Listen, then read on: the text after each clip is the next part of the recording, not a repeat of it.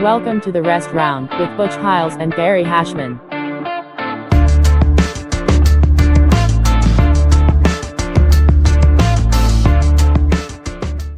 All right, guys. So let's start with the rest round here. Just me flying solo today. Gary's some stuff to do. So I'm here with Thomas Hastings, and we're going to talk a little bit about his gym, but training philosophy, everything, right? So you're in the Bullpen, but do you guys have multiple locations? Let me ask that first. We actually do. I mean, we're a part of the overall the Ground Zero Morgantown team, which is separate from Huntington. They're part of the SAS team. Okay. So they've got like Bridgeport, Pittsburgh. I think they got a new one on the far side. I can't remember the name of the town. Travis started. And we have the Bullpen, and I've actually business-wise made Josh Baker the head of the Bullpen a couple of years ago. Okay. You know, I'm doing my own, working for a living. I stop in 2-3 times a week and teach, but he's the one there 6-7 days a week full time. It's his only gig, so we just made it official. Like, you're the one actually doing this. You be the head of the Bullpen, and you make the money. Now, excuse my ignorance too, but who is the guy? Like, my brain's not working, but he was just had some articles on where he was defending I don't know if it's a drag show, LGBTQ, said he would protect people that, you know what I'm talking about? It's like out towards wheeling. Yeah, that was a Johnny Hott. I'm the one who taught him jiu-jitsu, and he was with me up to about purple belt, but we'd parted ways. That's about the only gym controversy we ever had, where we kind of split ways with him. But Josh has actually started a second location in Ohio, 30 minutes from our main one. So we have multiple locations in the Bullpen itself already right now. Well, that's awesome, man. And for that matter, so how many? Let's just talk. Obviously, with the combination of Ground Zero, Morgantown, and Bridgeport, and all those, and those guys are awesome, right? But let's just talk just the Bullpen alone. You have a black belt female, correct? Yeah, we have Haley Zay now. She's actually the first black belt in West Virginia as female. She beat the other one by about a month. Brad Sodders has one. He's got black belt now. Yeah. Which is awesome. So how many black belts do you guys got in your gym now? It's like it's exploded, I thought, kind of. Yeah, it's been a while because, I mean, there's me, Josh Baker, Todd Bevan, but Todd's not living and wheeling anymore. He's in the Army. He's actually the coach for the Army combatives in Colorado Springs right now. He just coached his team to second place out of the entire Army. And I think it was like 85 teams or something like that from all over the world. He's doing pretty good. He's coaching full time for the Army right now for jiu-jitsu. Gets to get paid to be in the Army to do jiu-jitsu. Amazing, isn't it? Yeah, I mean, I think he did a tour in Syria. Now he's back in the U.S. just doing jiu-jitsu for them. I think made for a funny story at the time. He was telling me as it was going on, when he went to basic originally, he's a black belt with a professional MMA record going through basic, and they do the combatives first day. It was almost like a movie. They're like, hey, anyone want to try this out? And 13 wins later, like, have you done this before? Yeah. And he's like, well, what's your rank? He's like, well, I'm a black belt. And the guy's like, well, I'm only a purple belt. Could you help me teach him how to shrimp crawl? Yeah, which is awesome. So it went on like that, and like he won his second day on base. They put him in a combatives tournament. He won and beat some sergeants and became he's been basically the regiment champion since he's been in the Army. Really? Yeah. So it's kind of a cool little thing to hear back from him. And he said he's been telling me about his training experiences out in Colorado, getting to go against a lot of different people and to train a lot of different places. Yeah, like if I trained a little bit at the Marines and stuff, and if nothing else, let's say those guys might not have a lot of skill because maybe they just obviously joined the military. It's not like they're training, but if nothing else, I will say those dudes go balls to the wall and hardcore. Like when I was at Quantico and training, and they had a ton of people as an instructors program, so they had people fly in from everywhere. It's 50 plus people. I don't know, but all I know is that whatever long the round was, 3 to 5 minutes, it was like 3 to 5 minutes of pure spaz craziness. And trying to tell somebody not to do that when you're quote unquote getting ready for war is not, I'm like, yeah, just go ahead, go crazy, So what I'm saying by that is it's not like 13 wins. Like you think, well, this guy's a black belt. it doesn't matter. Like when people are coming at you, like trying to slam you on your head, like they're not doing jujitsu like we do jujitsu. Like, they're getting arm bars trying to spike you in your head, like do just crazy stuff that, Yeah. It sounds from the sound because that's what like 20 years ago I'm watching History Channel. Oh, seeing them do a little bit of jiu-jitsu in basic, and it seemed pretty primitive. But it sounds like the Army's come a long way. They've had the Gracies give them program for that, and there's a lot more involvement of jiu-jitsu in it, so it's kind of cool to hear. Yeah, and didn't that kind of, I don't know if you know the history. I do know, like originally I think Horian kind of made it, but then I think it switched around a little. I don't know what they're doing now, but I do know that, right? Like originally it was kind of started that way. And then, like you said, they have that combatives tournament, and I've had some friends in it, and it's kind of neat because they'll even do jujitsu. I don't really know if they do kind of full MMA. I mean, they may, but they wear I their think it's capes, like right? a layered thing. The tournaments are usually like the big nationals is a 3-day event, and there's other stuff involved too, like clearing rooms and random stuff like that for more army stuff. Mhm. But the combatives part of it is day 1 is sport jiu-jitsu. Day 2 is pancreas style open hand strikes with That's what I thought. shin pads. And if you make it to the championship rounds to fight for first or third, it's a full MMA fight in a cage. Well, that makes sense. So that's kind of how I like some videos I saw, like because every now and then they'll post those on like YouTube or something, right? Or you catch them somewhere. And I think I used to, like back in the VHS trading days when people would trade just random fights and stuff. I'm almost certain like I had a couple of those things, like they leaked out somehow, man, like, which is cool. Yeah, I mean they put them on the internet all the time now, which is kind of interesting to see. Todd actually had a female competitor make it to the third place match on the third day for him, Really? and it's not there's no female division. She's beating men up. That's insane. Yeah, because and again, just what I'm saying. So she's beating men. These are usually men that are spaz, and they probably don't care that that's a female. I'm guessing they're probably not taking it that easy, right? Like they're probably like, screw this girl, let's go.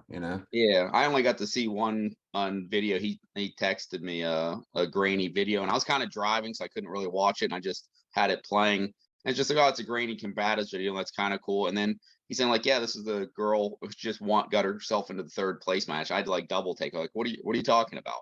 Yeah, which is awesome. So do you think, is that primarily because of his training? Like you said, that's kind of his girl, right? Well, I mean, he prepared them and stuff, but like they're putting together a team. I don't know all the details. I don't know the story, Yeah. so I couldn't get into specifics. He happens to be visiting this week. He's doing a seminar for us on Saturday.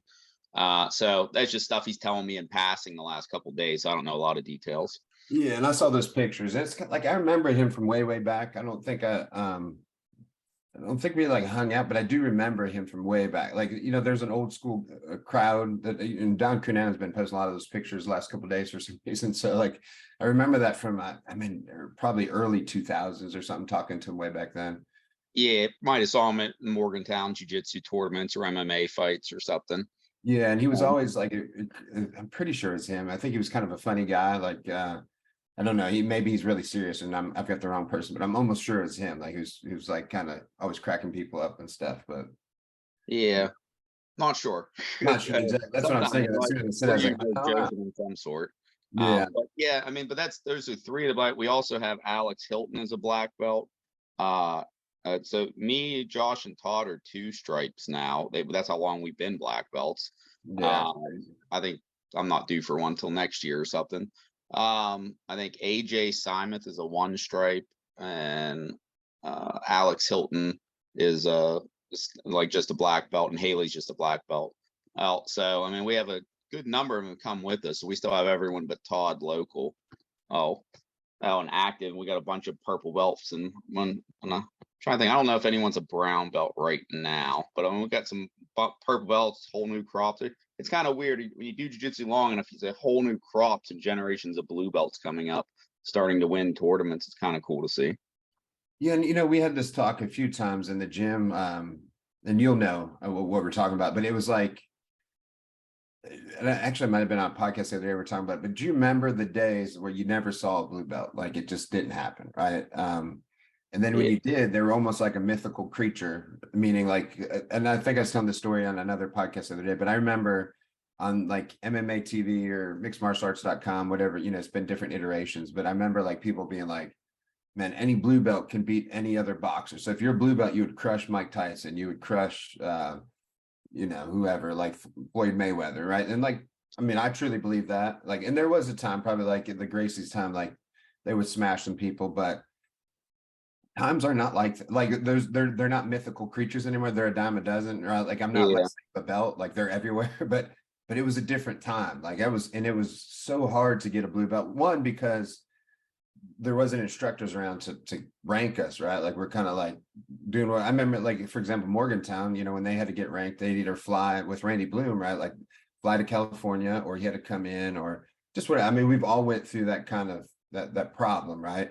And then it goes back to what you're saying. And I assume, if I remember correctly, like Dave was probably the instructor, Dave Van Ness, is that correct? Yeah, he was my original instructor. And I was under him for so long. He, at the time, you know, when I first met him, he didn't claim any rank in Brazilian Jiu-Jitsu. He claimed to be under freestyle Jiu-Jitsu under a guy named John Saylor. Yeah, and And I so know John. that's what I did for like 8 years. The first 8 years I didn't have any ranking in lineage ranking. So I kind of had an interesting upbringing that where I came from the outside of it, but like we had pretty quality technique. Like at no point did I ever feel like I went to a tournament and was lacking because of that. And I actually, a lot of stuff I still use as my methodology is a lot of that same base, only, you know, adding a lot more details as you get better at jiu-jitsu and learn from more sources and stuff. So it's kind of interesting to see it from the outside. At the time, I remember being in, probably commenting on underground conversation. I was 17 years old. I was just a kid and Yeah, not really knowing what's going on, like not understanding like, why is this such a big deal? Because what's his name had brought back a fake black belt, yeah, and I'm in yeah, and it just got into the trolling war at that point, which is funny to see. But like, because we had good technique, I couldn't understand it at the time as a 17-year-old. But from the other side now, I kind of understand. I see how many people have horrible technique and claim to have credentials nowadays. Or like I've seen over the years, people will say, I'm a submission grappling expert, and they suck. yeah. So I'm like, now I kind of appreciate the other side. Like, well, it does mean something, like, and you got to do it the right way, which is interesting to see it from the outsider and the insider perspective, because before I had a blue belt, I was beating purple belts. Yeah. And so when I got a blue, I was 8 years in already by that time. And the first time I was up for a grading in blue belt, I think Dave didn't even show up for the grading, but he had some emergency or something he had to do, his girlfriend or something. So he had there was a legitimate reason he wasn't there. He's supposed to meet me to get graded by his professor, and no one even told him who I was. So I show Oh, up, and like, I'm not bragging. I'm not going to say, oh, I'm really good or something. I'm just a guy wearing a no stripe white belt. But they don't realize I've got 8 years of experience, and they put me in to roll with a blue belt, and I tapped him out 3 times in a minute and a half. And he's kind of a dick about it. I was trying to be nice about it, and he looked like he wanted to throw his blue belt in the garbage because I'm wearing no stripes on my white belt. but I remember those days. Like you were a killer, like for real. Like I mean, you were. I mean, you still are, but you were built. You were a solid dude. You're a wrestler, and that's how I looked Oh, no, at you. I Like wasn't a just wrestler. but you're I built wasn't. like, well, that's a good point. I mean, I don't mean to cut, but you were built like, I mean, you always had the knee pads on. You looked rough like a wrestler. You know what I'm saying? And I guess I say you're a wrestler, which obviously that's a bad terminology, but I say that because I viewed kind of like you're just kind of like you're saying, like you guys were like what I consider catch wrestling at the beginning before we could turn the Brazilian Jiu-Jitsu thing. I mean, we'll get into that, but that's what I was thinking, because that's also what Dave said, like, you know, that he was kind of a wrestling background, right? And now, did he wrestle? Is that correct? Yeah, I think he had a wrestling background. I think I wrestled 1 year of high school just to like work on my takedowns. I had no interest in wrestling, just to better my jiu-jitsu at the time. Mm-hmm. So like, he was a wrestling background, but he had been doing jiu-jitsu for a decade or more and winning local tournaments at that time for a while. But you know, that was before my time. I started in 1999 as a 15-year-old. Great. So I was doing it for a while. So I mean, by the time I was a blue belt, I ended up being a blue belt for all of 6 months. So, like, I had visiting purple belts. Oh, some of the people I sent to Ground Zero Morgantown to, like, I started teaching them, and then they go to college. they got like Nathan Fitzsimmons got his purple belt, and Yeah. then I don't even have a blue belt, or I've just got my blue belt. He'd come and take lessons from me in Wheeling when he'd come back to town. So I mean, we had a lot of like I didn't spend too long at those ranks. I spent a while at purple belt. So I had about 6 months on my blue belt. Went and won a bunch of blue belt tournaments. It was kind of a little bit of sandbagging they made me do. Yeah. So What's the other unfair thing, right? Like you're trying to do the honest thing. And like I said, it's kind of hard. I guess we probably should preface some of the story. I don't want to get into because I like Dave, right? Like we don't even have to get in that story, like because it's so old. But the essentially was like the easy version to make it all make sense is like you said, like I think he even called it solid jiu-jitsu, right? Basically with yeah, that was just like that Saul thing lasted about that was like very short. Yeah, Yeah. but even John, so like for people that don't know him, and he's in Ohio or was in Ohio, and probably if he's still around is there, but those guys are tough. And I remember going in the Arnold Classic against, I think his name's Sean Doherty, or he's still my friend on Instagram, you know, and got heel hooked, you know, in like 2000, back before that was popular, you know, from those guys, because they were doing that stuff kind of before everybody else. It's like, you know, like catch wrestling's always kind of been that thing, like the evil jujitsu, right? So they did focus on stuff that other like jujitsu practitioners didn't do. And actually, I believe John Saylor his base style was actually judo. He was in the US team. I'm not like friends with John. I don't know John. I met him in passing at the Arnold Classic once. He wouldn't even know me. Yeah. I was just a random kid hanging out at the time when Dave said hi to him or something. But I'd always heard stories like the Gracie Challenge came to the Judo Olympic training center when they were doing the Gracie Challenges, and John pinned that Gracie, and they never got out. So Yeah. that one didn't make the videos probably.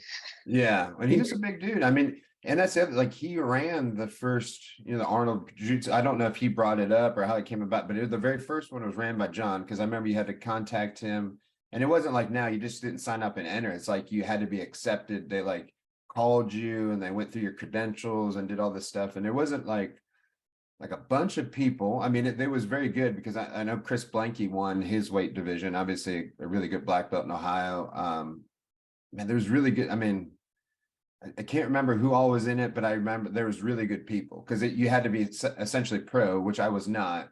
I just signed up for it. It's like when I was young too, I would do stupid stuff in a way, meaning like I'd sign up for stuff that I wasn't in. I guess my thought process was, meaning like I was a white belt, I guess, because the same thing we're talking about, I couldn't get ranked, but I would sign up for the black belt division or pro division.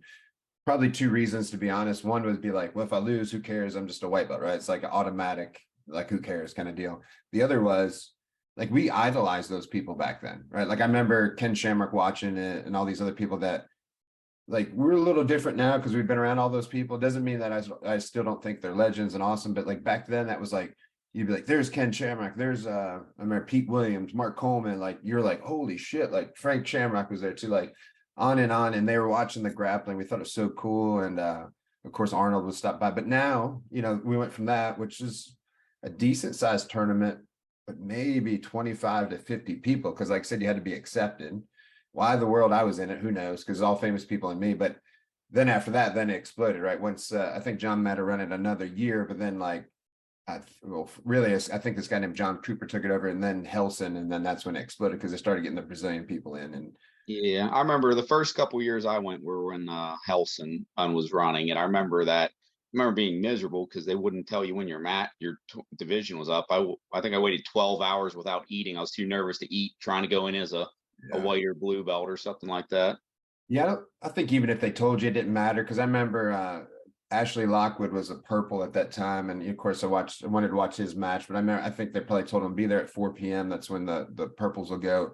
I'm not joking. It probably was 3 a.m. before he hit the mats. Like told him to be the 4, and then probably the same scenario. I think by the time you went up, people didn't even care anymore. You know what I mean? Like if you sat there from 4 p.m. to 3 a.m., you're just like, whatever, just get this over with. Like, you know.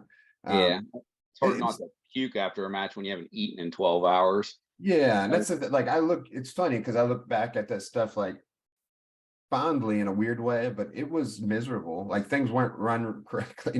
Nothing, obviously Helson's a legend. I'm not saying he wasn't running the tournament correctly, but I do know what one of the problems was, is they would have, you know, they would do good on the pre-registration, but they didn't cut it off, which is what they needed to do. And I think they did do eventually, but then the day of, another 1,000 people would show up. And so then you had this line around the block, and it was like too hard for them to get that. And I'm not like, it probably wasn't 1,000, but it might have been darn close, and it was like impossible to get those guys matched up properly, and have an organized tournament. Like, it just didn't work, right? And I remember like every year people were like, I'm never going back to the Arnolds. And then every year more people would come. Like, it wasn't, that's what I always joke about, because I'd get on MMA TV and people were like, I'm never going back. It's a terrible tournament. Well, they would be back in another, times 5.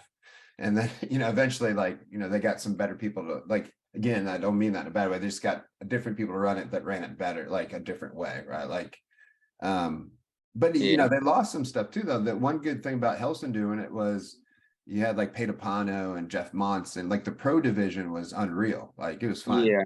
I remember to this day, I tell stories like I'm teaching a Kimura guillotine hip bump series. I think it was Vidor. The same guy, Marcelo, tapped out in like 10 seconds in his first Abu Dhabi. Shaolin, yeah, Shaolin. I remember watching. I was 15 or 16. I'm watching Shaolin run nothing but Kimura guillotine hip bump. He doesn't use a single other move in a world-class level match. And he never loses faith. 8 minutes in, he finally catches that guy. Just he knew what he was doing. So every time I teach that, I tell that story. I'm like, hey, this is a basic series, but like, it works. That's what, but also too, I remember those days. I remember watching, it wasn't, the year that I'm talking about, but there was another year that Cunan Severia went against Saulo Ribeiro, right? And like, Conan's huge, and of course we knew Cunan from the UFC, so he was kind of like, everybody's like, man, that guy's, and he looks mean, right? So I'm like, on paper, I didn't really even know who Saulo was. I was like, well, this Cunan probably win, he's giant. And then that's when Saulo was on top of his game, and he was using Halfguard before people really used Halfguard, and everybody, quite honestly, didn't know what to do. I mean, he was up. He might have, like, back then they used to have, I don't know what they called it, but like essentially tech falls, right? Like, he was up 27-0 on Cunan. I think they might have said, hey, like, we're good, which, I don't know if they do that anymore, but it was, they actually had a tech fall at that tournament a couple of those years for Helson. Yeah. You saw some wrestlers trying to game it, jump in, they'd give back half guard, they jump back out. It's trying to run a tech fall up. Yeah, and that's why, like, I agree, like, I don't see them anymore. I'm assuming they're gone. I don't know if some organizations have them, but like, it's kind of weird, right? Because the thing about jiu-jitsu is you could be down to 100-0 and catch a submission. We see it all the time, right? Like, I guess the argument could be the same in wrestling, you could pin somebody, but the difference is, like, a pin is a pretty specific thing, as in jiu-jitsu, you can catch something from everywhere, right? Like, so I'm glad that I have not seen those anymore. I get the argument both ways, because it's like, if you're down 30-0, they're like, look, man, you're embarrassing yourself. But also, like, those days, there was people, just like I said, I entered a pro division. I would be one of those guys that could be down to 30-0. Like, I remember this guy, like Jamie Levine. I think Jamie Levine. I think he might have died, but he ran the EF or something. I remember the promotion. I remember they used to come to Steubenville up near here and do promotions once. When he came to Wheeling once. Yeah, that's actually how I met Dave. Was my cousin Jeff Contragero took me to watch the MMA fights. And Jeff's a super nice guy. Just randomly pick. I'm his second cousin, and just said, "Hey, he likes martial arts. I'm going to take him to fights while I'm in town." Well, that's awesome. Yeah, and showed me MMA for the first time, and I actually watched Din Thomas fight on a Wheeling card. Yeah, and nobody knows about that except for a select few, like us, right? Like, we helped run that show or helped bring it there. And then the other thing was, we were trying always to get MMA legal. That was an unsanctioned bout, which back then, like, for people who don't know, like, some states, I think Virginia did that for a while. Like, you could have MMA, but it wasn't sanctioned. Like that's kind of dumb in a weird way, because the point of the commission is to make sure that everything's okay, right? So, like, the little loophole, like, Virginia would be like, well, we don't approve that, but you can go ahead and do it, which is kind of cool.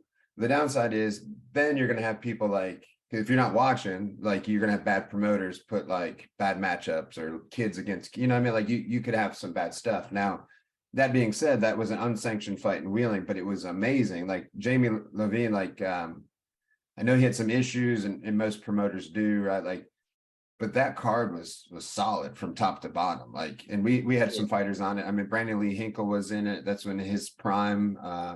Like you said, Dean Thomas, Scotty the Body Johnson. He was some people that people can't remember, but man, some good kickboxers. I don't remember everybody, but it was like, and then I think we had more than one fighter. We had Jerry Hackney, George Randolph. But I remember that was our foray into the big time too. You know, so imagine being like, I already knew who Dean Thomas was. I think this is way before his UFC days, but he was already famous on the underground fight scene, right? And I just remember being in the locker room with him and Brandon Lee Hinkle, and I can't remember if Mark Coleman was there. I'm pretty sure he was, because he probably cornered Brandon, but just being around those guys in Wheeling, West Virginia, right? Like, in that, I believe that is the West Banco Arena or whatever. That place was amazing. That was essentially a UFC show and card in Wheeling, like way back when, right? Like, honestly. Like, if you're just watching, you didn't know those people, you didn't realize that, and then a couple years later, you see all of them in the UFC and stuff like that. So it is really cool to look back and see that stuff going on, and like, that's, you know. And he said, "Hey, if you want to do jiu-jitsu, that's the jiu-jitsu guy in the area." I didn't even know what I did kung fu when I was a little kid, and I'd gotten disillusioned. It was so they had an old lady teaching who couldn't hold the kicking pad for me, and I'm 10. I'm like, I don't think she can teach me how to fight. I think I need to find something else. But at least she thought that, because how many people don't? Like, that's what blows my mind, is when I talk to somebody, and I think what happens in those things is people are so wrapped up with the belts that they can't unwind the belt. Like, you know, like, they'll know they're training, and again, like, no offense to anybody, but it happens down here. Like, we have some places not far from us, but it's like overweight old men and women, like, that you can tell don't do anything and can't win a fight, but those are instructors. And then you'll talk to somebody and you're like, you know, how's your training going? I'm not trying to say anything, and they're just like, well, it's going to get out. Like, I'm a brown belt, you know. They think they're a brown belt, like our students are a brown belt, you know what I mean? Like, and it's hard to, because here's the thing, I'm just glad people are training, like, on one side, right? Like, on the other side, I wish they had better, like, that they knew. But then, like, as I got older, it's like, it's not my place to like if you chose that, like, also that's it. Like, unless you ask me, it's not my place to say, hey, your instructor is not cool. Like, it's rude. I mean, I give my opinion a little bit more opinionated sometimes, but if someone's asking me about or saying they're participating, like, it's not. I think I've gotten to the same place where I'm not trying to be negative towards other people. It's not worth my time. But if someone asks me, I'm going to tell them.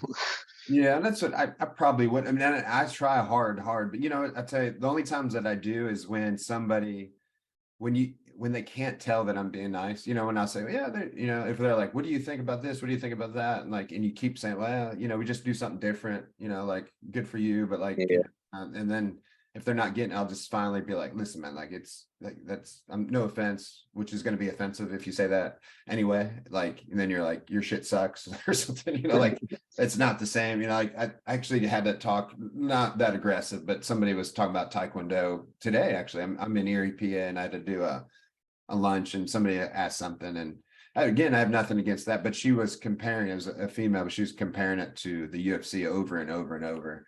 And I was like, hey, like, it's not the same. I was like, not that you don't see some of those moves. Like, my friend, you know, Stefan Bonner was like one of the first to bring some Taekwondo and stuff, kicks in there. But I was like, do you see that in street fights? Like, you don't, right? Like, there's a reason you don't. And I just had to say it, because we went on and on forever. I was getting tired of it. And that's pretty tame. I still felt bad for saying it, because I'm not trying to like put myself above anybody or nothing either. It's just like, if we're truly talking about martial arts and what we think's awesome, like, I can't go along with you. I just can't do it. I can't say like, yeah, like, you're a badass. Like, no, you're probably not. Like, you probably got your black belt in a year or two, and there's probably, like you said, like a 10-year-old kid teaching the class or something. You know what I mean? Like, that's, yeah. I had the experience, which I don't like to bad, but they'll probably never see this. My wife, I've stuck my two oldest kids when they were much younger in a Taekwondo class. And she's like, oh, I thought you'd want to do martial arts. I'm like, why would you think I would want them to be signed up for Taekwondo? And Never. I go and I have to bite my tongue the whole time. It was the worst display of martial arts I've ever seen. I've seen Taekwondo places that looked better than this. where the entire class, and like this super young, like 5-year-olds or something like that, and they weren't even pretending it was martial arts. There was less than 5 minutes of punching drills, and then they played with foam noodles, and then they had Yeah. one of those parachutes with balls like in gym class when you were a kid, Yeah. and that was it. And I was like, I guess if you just called this gym class, I wouldn't have a problem with it. Well, no, and that's, yeah, and I think that that's a good thing, because that's like, and that's what happens. It's like, not that you and I are against Taekwondo or something, but it's like that's what you see a lot. And Yeah, but I don't even think I was watching Taekwondo. that's what I'm saying. Yeah, that's what I'm like. Of course, there's some badass Taekwondo guys, badass karate, badass everything. There's always good guys, but it's like more or less you see these quote unquote McDojo type places that are like that. And I even tried to give the bet, like, because people ask, I get phone calls that like people say, hey, like, do you have karate? And they just don't know the terminology. So no, we have jujitsu, and I try to explain the difference to them. But I also be honest with them too. Like, so karate is not what I would choose per se, right? Obviously, I like jujitsu, I like MMA, but I'm like, look, if you're just looking for discipline and you're looking for blah blah blah, like that's not a bad choice. Like, I don't know what you're looking for, but I'm not, like there's some good gyms around. Like I think Roger Jared around us, they do USA martial arts and stuff. Like I think they have a good kids program. I mean, it's like, what are you looking for? Like, are we saying these kids are eventually going to turn into adults that are going to fight in the UFC? Well, no, they're not going to, but are they going to be kids that got some discipline and a good workout? Sure. I mean, so if that's what you're looking for, good. Like personally, probably me too, like I want my kid to do something useful that if he gets in a street fight, he's going to be okay. And I think what I do is better, but that's why I do it. Like you think what you do, but like, I'm a little more opinionated about sometimes. Like I would consider most quote unquote McDojo karate places as fraudulent, as like you're telling them that you're preparing them for something and you're not. yeah. And I don't even think I would attribute discipline. I think it's I think they're not teaching discipline. I think they're giving speeches about discipline, and then they're not teaching it while they hand out belts that you don't really have to do anything to earn. So they're saying it, but they're not leading by example. And these kids get these belts as long as they continue to show up and participate and attend X number of classes. I think that's not really teaching the lesson that they're claiming it's teaching. And that's, yeah, unfortunately, that's the thing with quote unquote McDojo mall karate, right? Because it became a money thing. It's like obviously neither one of us in that, but I don't know the ins and outs, but it's like they have a black belt club, right? So if you pay them $1,000, you're guaranteed to get your black belt in a certain amount. I mean, it's like, or like you're on a 3-year program and you're locked into a contract for that program or something like that. And that's not good, right? Because we know that you're going to wash out, I mean, like how many people, like obviously we've got a good core group that's been with us forever. So it's a little different when we talk about stuff, but not really. I can think of how many people that I had, a lot of potential and I put a lot of time into them, and then I never see them again after a year or two, like for injuries or they move or they get a girlfriend, they get a wife, that, things change, so if we put them on that program, like I don't get it. Like I just don't get it. Like and it's never going to happen either. That's not like, you can't just say, well, if you show up for 3 years, like it's going to happen. Like, no, like that's like, you cannot guarantee any of that, because that 3 years, and I'm sure, listen, I'm talking on my ass. They may be punching in on attendance every day. Still shouldn't matter. Again, obviously I'm old now. I try to be nice to everybody. It is goofy. But I'm still trying to be nice. There's at least those people are working out, like. Yeah, that's what I tell most parents if they're doing something like that. Instead of talking negative, I said, well, if your kid's having fun and they're doing something athletic and getting some exercise, I guess that's good. Yeah. So that's all I can say. And then, like, if you want to try our stuff, you're welcome to, and here's the advantages. Yeah. And sometimes I don't. That's the other thing, is if you've done that and you like that, the hardcore nature of what we do is not necessarily for those people all the time. I think that most people would wake up and be like, for example, unrelated to that, but we used to have a female at our gym a long time ago, and she was good. She was a blue belt, and that's back when there was no blue belts. It was like, she's one of the few. And so that's a lot of times I put new people with her. And the reason is, you know, I'm 6'6", 240, pretty much, whether I go up or down, similar size, weight, right? So if I beat somebody off the street, like the first thing they're gonna say was like, well, he's big. There's like automatic, whatever. So I'm like, well, if I can put them with her, like she was 120 pounds and a girl, like little, you know, I would think they'd want to come back. Like if I went somewhere and a little female beat me up, I was, man, I better learn that, because like, that's not good. Because if a giant man comes after me, I'm screwed, right? No, that's not. There, it was like 1 in 10 thought that way. Not like I thought 10 in 10 would think that way. But like people wouldn't come back. They were like so embarrassed. Their ego was hurt so bad. Like, and it was mind blowing to me. Like I was just like, no, that's not why I'm doing that. And she would, like, the preface is like, she's nice. She was just rolling with them. Like, and they were spazzing because they were embarrassed, you know. And looking back to the way that we trained, like I wouldn't let people roll with her the way I did back then, because I'd be like, well, she'll be fine. And that we were all a little bit more hardcore. Like now I'd be like, man, you better calm down. Like, you know, like you shouldn't do that, right? But yeah, it just blows my mind. It's like not everybody's looking for that, I guess, which is why they'd be fine in the other thing. I think I like to apply like I'm gonna apply how we approach a new person. And how like I want to ease them in depending on who they are. This is a young athletic wrestler. We need to tap him out a bunch the first night, because he's not going to think we're any good. Otherwise, he's not going to think it's worth learning. If it's someone's older or not going to be a little physically intimidated, then you want to ease them in a little bit more. Let them, you know, ease their way in. So I kind of like take a different approach depending on who it is, or what their vibe is, basically. So this will be a good segue, because we were kind of talking about this before we got on here. Is you kind of made me aware that I didn't know that people are. So is this on the internet in general that are arguing over whether there should be a fundamentals or beginners versus? I think they're just arguing that like it's not industry standard to have a beginner class, and it's false to say that it is. Because I mean, it's not true. I don't have a beginner class. I mean, we do have introductory privates nowadays, but that's a new thing for me. And like Josh does that, and it's a good idea, just to like, so the person knows how to shrimp crawl, they know some basic drills. That way they can just jump when they do jump into the class. It's easier to transition rather than having to separate them out during shrimp crawls and that holding everyone else up just to get them a little bit started. So like I'm not against like temporary like introductory programs, like it's going to last a couple weeks or a month or a couple privates or whatever you want to do.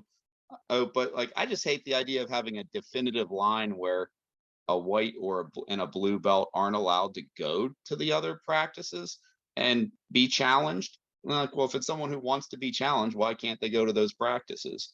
I don't like having them isolated. It's almost like being in an echo chamber.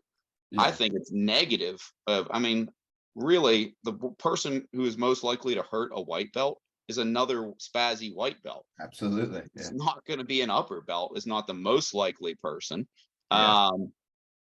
So I think they're better off of not being in like a little echo chamber where a white belt is making mistakes. Say you have a good athlete. Like this is the easiest way for this to happen. Somebody had wrestling experience and they're manhandling the other white belts.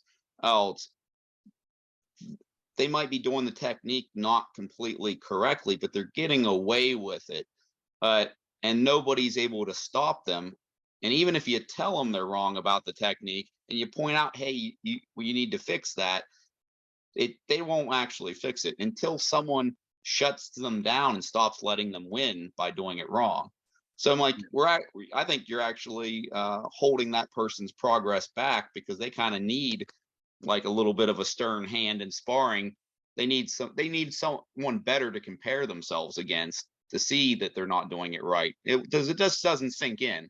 It's almost like saying I want to be good at takedowns, but we're doing jiu-jitsu rules. Every time I get challenged, if I'm not good at takedowns, I'll probably pull guard and just be like, yeah, it's not the end of the world. I'll play some guard. Like, no matter how much I tell myself I'm not going to do that, I'll do it. No one's mentally strong enough to do it, but that's why if you want to get good takedowns, you better do some takedown only rounds where I don't have the choice. So like similar thought process to that. Like you need I think you need to be challenged. You need easy rounds, you need middle rounds, and you need rounds where you're getting beat. You don't have to be beat up, but you need to lose the round to see that there's something you need to improve. Yeah, and it turns like, so after your explanation, I think it turns out you and I are on the same page, right? So like, I guess we have those, and we just started within the last couple of years, right, doing that, and there was a reason for it. It was obviously like most people are already doing that anyway. So I was with you. I was like never doing it, and what I was finding for me was we would be like pretty far deep into, let's say, like if I just say what we're training right now, some half butterfly guard and nothing too complicated, you know, but we're going into some ashy, into some leg locks and some stuff like that, that if you come right off the street, you're gonna struggle to kind of catch it. There's a lot going on. It's not like I can say, hey, do this and do, then like it's a lot, and they can be fine. So what I do or did, and I'm sure that you probably do the same, is I'm like, hey, if you're new, go with this guy. He's going to help you out the whole time, right? So, and it works fine. Ultimately, like I started feeling bad for the guy having to teach the other guy the whole time. It's still, and they were fine with it too. But what I thought was, you know, here's what we can do is kind of separate this out, have a fundamentals class, but there's not a hard line. So that when you said that, I was like, okay, well, that's not what we're doing. So what we're doing is it's just called fundamentals. You can go or not go.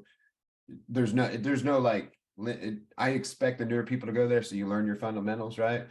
But there's not like you have to stay there for a month. You don't have to stay there for a week. You don't have to stay there for a day. Like you just go. And I recommend anybody that writes me, I say, hey, these are the days I would recommend you start with. I teach on Monday and Wednesday. It's called all levels, whatever. And I always tell them, I was like, you're welcome to come to any of these, right? So what I found though is that people, well, one, they really like our instructor in the fundamentals class. His name is John, but they really like that. And quite frankly, like we've got some high blues and purples that go to that class all the time too. Like they still go, it's an extra day to roll, and they like working with those people. Those are the people that like teaching, right? So it kind of works out. And then it actually works selfishly for me a lot better, because it's not like I'm gonna have to run over and like show 900 moves. I like to come in sometimes and just like, here's our warm-up drill, let's go. And like, I love it when I don't have to like show it to somebody new. You know, I even half the time I'm selfish, even if there is somebody new and I've got to show them something, like, hey, just go with that guy. He'll show you all the stuff, right? Because sometimes I like to just get into it and go. I like, so it's helped us splitting it that way. And again, we don't have a hard line. People can come back and forth. But our fundamentals classes they're pretty large right now. They're a lot, I would argue, way bigger than ours, than the regular one. Some of it's got to do with timing, you know, what day of the week we are, what people work out. But it also allowed us to, like, I don't know how you guys train, but we are training 7 days a week now. That includes open mats, you know, and it's just when everybody's there. But that also allowed that to kind of spread open a little bit, because now people know what's going on what day. So I do like it. But I also agree with everything that you're saying too. I know like because I had this talk with Kaiki, who used to, I don't know if he's still got it. I'm sure he's still got some federation, but he used to be with the Gracies and stuff. And he used to tell me when he first came here that those are actually the pictures that were floating around here recently with me and Phil and Ashley, and when we were all like white belts back in the 2000s. But that was his complaint. It was that when he was at Torrance, that they trained like white belts a certain move, and then they showed the blue belts how to beat that move, and then they showed the purple belts how to beat the blue belts. And he was like, there's so many things wrong with that, but that's how the Gracies did it. You know, he's like, so one, you're actually learning a move that somebody else is learning the counter to, like that's not effective, so you got to relearn everything. And then the other thing, he's like, why would I just not show the people from the get-go what to learn and save time? You know, that way they can be working on it all the way to black belt, you know. So philosophically they had a problem, and that's why he has his own affiliation and had to leave, right? So it's kind of like what you're saying. I mean, it definitely goes back old school, but people have been struggling with that forever. Like you either like it or you don't like it, you know? Yeah. And I mean, it might be a good way to launch off into it, but I've got a slightly different class format. And I'm always curious, like if maybe not the beginner one, but like your normal class, how long is your class? There's lots of different formats. It's like some people do an hour and then they have an hour open mat afterward, or it's like an hour and a half, or what I'm just curious what other people are. Sometimes I don't know. I live in a little bubble occasionally. Yeah. Well, me too. And this will be good too. Yeah, same thing. So what we're doing, we're concentrating usually on 2 to 3 moves, you know, just going over them and seeing them. And that portion takes, I try to make it take about an hour. And then it's about an hour. And then usually after that, then we're doing drilling sessions, right? So, and that I try to make go at least 30 minutes. Now, these aren't like hard times or, you know, I mean, like we're set in stone on those times because it all changes. Sometimes it might be 45 minutes of doing the moves and then 45 minutes of drilling, but then at the end we're doing another like 30 minutes of rolling. So it goes between an hour and a half to 2 hours, but I'm pretty hard. Like we also have we start at 6 o'clock. We have a number of guys that got to leave at 7. Right. So it's like, I'm trying, and not knowing that, like I'm trying to fit a lot into that hour. So the second hour, like I used to even separate it out because I had so many people that had to leave for an hour. I'd say, hey, 6 to 7 is like, it's kind of like when we were doing our basics for a while, but I knew it was an hour class. You can't really fit a lot in an hour. So a lot of those guys in an hour, they would drill, but they weren't getting a roll. So that's what, like, sometimes that's why we'll have about a 45 minutes. So that way we got 15 minutes of drilling for those guys to get out. And then the next hour, depending on still there, we'll continue on with their drills, or we'll just open it up to roll at that part. So, yeah, good out. So how do you format your guys' stuff? So, I mean, we've been doing this for a long time. It's similar, but a little bit different. And the way we approach it is different. We do a quick warm up, 5 minutes less, 10 minutes less. And there's about a 20-minute drill section after that. And the way we approach it, it's kind of like, that's where I'm fitting in beginners basics. But the way we approach it, there's a system to approaching it. That can, as the advanced guys, it's not a drill where I say everyone's going to do a particular thing and we're doing the drill. Everyone's on their own minor schedule where they're at in the progress. And it's almost like a little bit of free time where upper belts can drill whatever they want or whatever they think they need. They could do timer drills. They can do whatever they want. But the beginners is very specific. They're learning. That's where they're learning our basics. Okay, that makes sense. And so the way we approach is almost like a game assignment.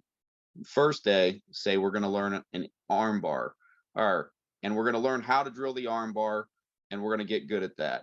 If the person absorbs it quickly, maybe we throw something on it. And so at first, it's kind of like overload. It's almost the opposite. I was listening to the podcast from the other day where 2 techniques a night. We still do 2 or 3 techniques in the second half an hour, but because we have a consistency, we drill the same things, the same core basics every single day of practice. Once you learn an arm bar, next time, do 5 reps on each arm on the arm bar, and we got to add something. Next time, we're going to do both of those and add something. If they're absorbing it, if they're still struggling on those, they just do those 2. So each person is keeping track of their own progress. And as soon as they've done what they already know how to do, they ask for the next set. And so, like, if you go to a wrestling practice, you have this giant long drill session. And I didn't actually plan it this way. I think I was exposed to the idea from judo classes I went to when I was younger, where you learn one throw and every day we're going to do that throw. And then maybe we start adding a second one. And then maybe we do a third one. And so you're getting consistency. So 3 months in, I didn't have to do a lot of reps. I'm not doing 100 arm bars. I'm doing 5 on each arm. And as long as they're competent, we move on. We're depending on long-term consistency rather than doing 1 million reps in the first day. So by month 3, this person is getting pretty good at an arm bar, but they're not having to spend that much time on it. Mm-hmm. So also we have a system of how we select, like, say, there could be 5 perfectly correct ways to do an arm bar. The one I pick is I never see anyone pick this one. And it goes to like a core theme of how I'm picking core drills. It was a collection of things that made a major difference in my development. And it's about being able to move well. So most people do the first arm bar you learn usually is foot on the hip, step up, maybe like a 3-step arm bar, just like a walking, you make a little bit of a 45-degree angle. The one we've always done is the big swinging one. I grab their elbow, I swing my arm under their leg, I make a big pivoting motion, and I swing into it. So the why we're putting value on that over the other ones that aren't wrong is because it's going to make you learn to pivot your hips. You're learning a core movement that is valuable. If I'm 8 months into my arm bars, now because I can move my hips well, I can learn any arm bar. It's just a matter of changing some details or some setups. So we kind of try to think long term. We're not teaching a trick or a basic, just a simple way to get there. All of our core drills are movement based. We learn an outside pivot triangle. They could also easily later be adapted to omoplatas. You pivot, put your foot on the hip, spin to the outside, big 90 degrees, spin all the way back for your triangle. That's pretty complicated triangle for a beginner, but that's not the point. The point is we're teaching them to move and use their feet and you move their hips without crutches. We teach a snap triangle. The core thing is being able to lift your hips up and down well. Kimura guillotine hip bump series. It's a basic combination, but we're focusing on being able to sit up motion well. So there's always some type of core theme. We go to top drills and we do something called an around the world drill where you practice transitioning full mount, side mount, scarf hold, north, south, reverse scarf hold, back to full mount. You're learning to transition without giving the person chances to go back to guard. You're learning to stay tight. So there's some type of core theme into like the initial things we're teaching, so that in a couple of months' time, rather than this person knowing some version of armbar, they can move their body better and they might be ready to start putting triangles and arm bars into combinations because they can do them better. So that we're kind of trying to, we think long term. So that's the beginners. But it's also this idea of consistency. I don't have to, I have a curriculum. My basic curriculum is not even like up to blue belt. We always consider it like we try to focus it on first 6. This is what someone in their first 6 months could at least see. In 3 months, hopefully you could see the curriculum. Maybe in 6 months or a year, you start, being better at it. So the goal isn't really saying what do I need to get to blue belt or what techniques or what total techniques do I need. It's more of here's base of the pyramid stuff we need to do every single day I come in. So we have a dedicated 20 minutes. It's usually like 6:10 to 6:30. You're just going to do that and at first when you're a beginner, you have consistency. I have every day of those arm bars, every day of those triangles, every day of those as I learn the drills, and that I have a lot more consistency. I think that's what the standard format of jiu-jitsu is lacking most of the time. You go to a wrestling practice, we're going to drill single legs. We're going to start isolation with me having a single and you defending, or we're going to start in the whizzer. We're going to start in a half Nelson. You have consistency. They know what's needed and what the most common situations you're going to have to know how to deal with is, and we're going to practice them not just on a cycle where we see it once, maybe we come back to it in the basic class in a month or two. You got to do it every day. So I think when they talk about what is jiu-jitsu lacking, that wrestling, like that wrestling drilling you talk about, improves jiu-jitsu. Consistency, I think, is the biggest thing. That's the biggest difference. That and that idea of focusing on core movements early on. So that way, I was 3 years in and I couldn't lock a triangle good. I was blaming on maybe I got short legs. That guy's really strong. No, I was making shitty angles. That was the problem. Yeah. So I did the solution was about 1 month after I learned that outside pivot drill, I could make good angles because I could move back and forth better. And I recognized what needed to be done. And then I learned how to adjust a bad triangle in better. So I'm like, these are like, some of these are basics I learned, and some of them were like, this was a pivotal solution that fixed my triangles or fixed something else. So, that's the core idea of it. And we usually have then we still move on to 2 to 3 techniques, depending on what I feel is relevant. And that kind of, because of that consistency, it frees me up during that section to sometimes I might have a plan what I want to talk about, or I might poll the room. Does anyone have anything they need help with? Let's make that the topic of the day, because we already got consistency on our reps. We got our basics in already, so we're freed up with that. We don't need to be on a set schedule all the time for the technique of the day. Now, are you guys pretty? I mean, I see your pictures, man. You guys got a packed room, so obviously people are happy. But are they pretty consistent? Like they come in and do you have to spend a lot of time saying, "Hey, man, like, why are you guys talking?" Or you know what I mean? Or are they just jumping in there and getting to it? I mean, it's a little bit of both. I mean, I don't really run like some type of super strict room or something, but when we get to a drill, people are focused. And one of my big things I try to coach people on is the first thing I want someone to learn is how to learn, and getting them to take this idea of you need to be actively involved in this. You need to do, once we start you on this drill, you need to come back to me, get the next one. Come, and we have a syllabus and they can ask like, hey, I don't know that one. Show me that one today. So, but that idea is like, they need to be actively involved in their own progress.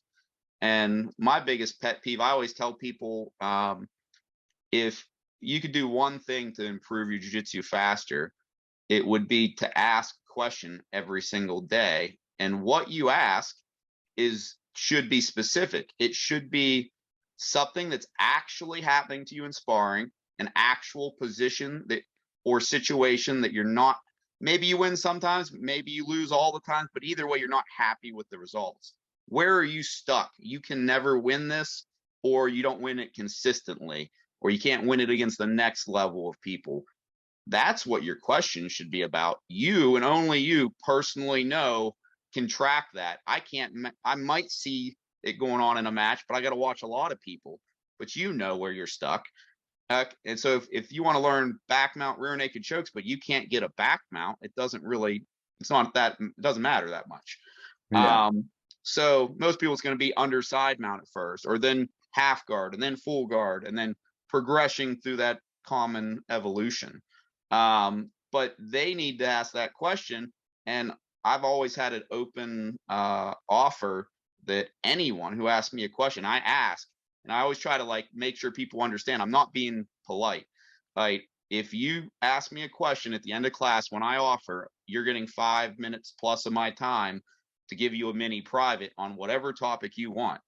And if we do that every day, and I offer it to all my students every day, and maybe 1 or 2 people out of 30 have a question. So that means 2 people out of 30 are making faster progress that day.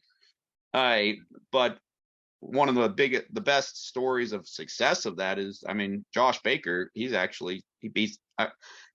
better than me at jiu-jitsu by far at this point. He lives it and trains it 6-7 days a week. Still, I got 40 pounds on him. I can't beat the guy. I don't remember the last time I got close. But when he was a beginner, his first month, he's a pretty athletic guy, but he's only 170 at the time. He eventually competed 135, so he's not that big. And every single day, I said, hey, you guys need to ask a question. This is how you're going to figure out what the question is. First month of practice he ever did, with no other experience, he asked, he's in top half guard because he's kind of strong even for his size. He's getting on top of people and he can't get his leg out. And I give him something to work on. The next day, what's your question?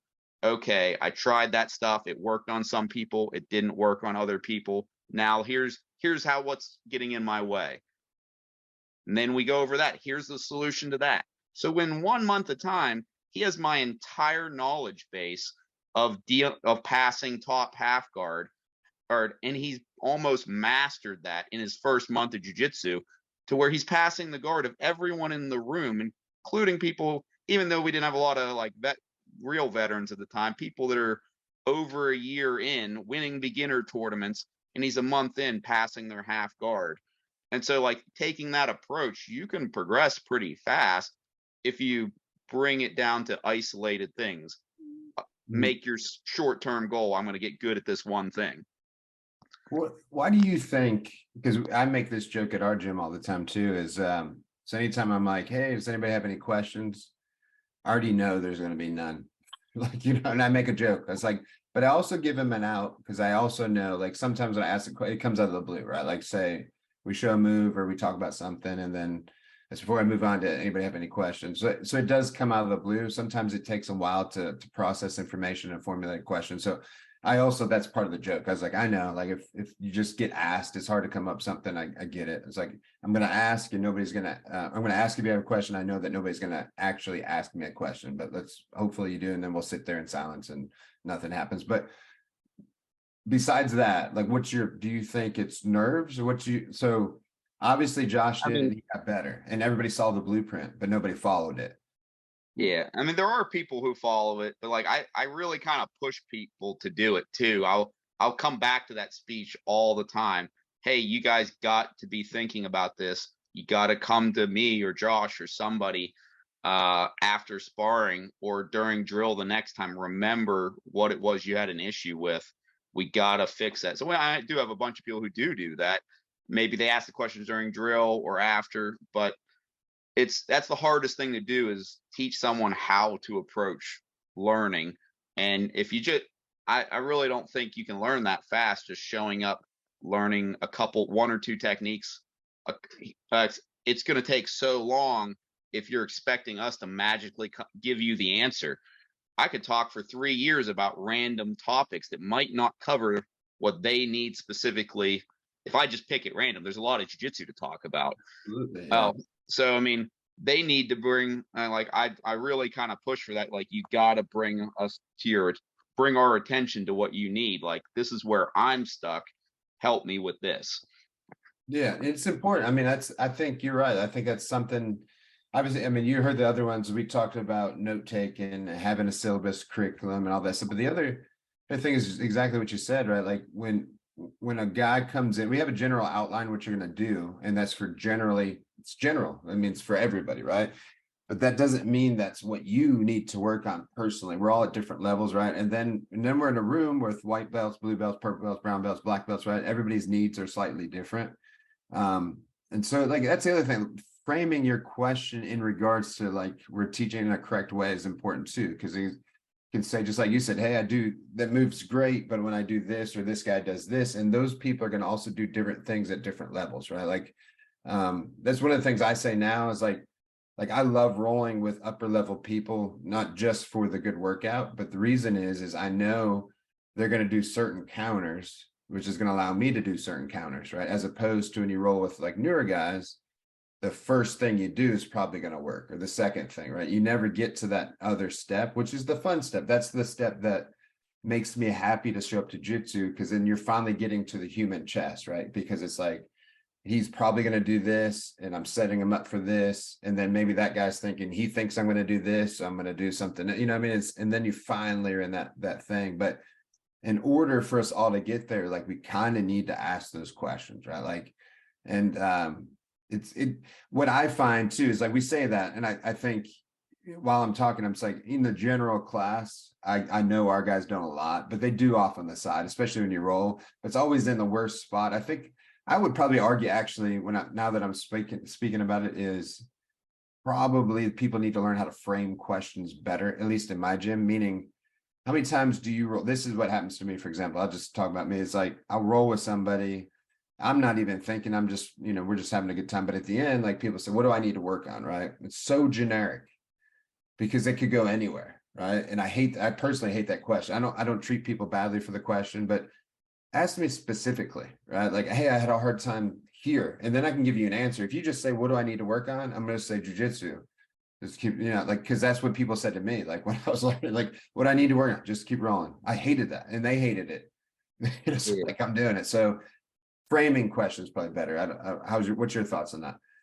Well, I mean, that's the same thing I already kind of reiterated, that I'm trying to coach them like be specific.